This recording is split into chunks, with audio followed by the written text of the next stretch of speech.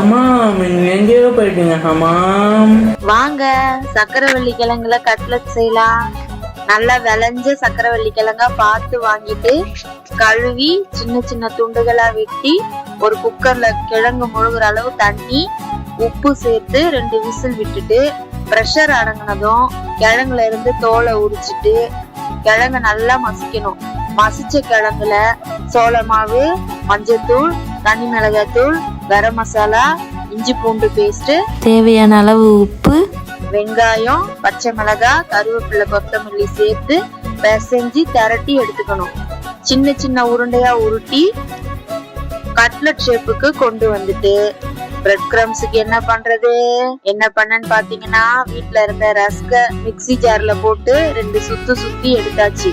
இப்ப இந்த கட்லெட் அதுல பரட்டி வச்சுட்டு ஒரு பேன்ல கொஞ்சமா எண்ணெய் சேர்த்து சூடானதும் அதுல கட்லெட் சேர்த்துட்டு 2 பக்கமும் நல்லா செவந்து வந்ததும் எடுத்து பிளேட்ல வச்சு நம்ம டேனி வைஸ் கிட்ட கொடுத்தா ரியாக்ஷனை பாருங்க.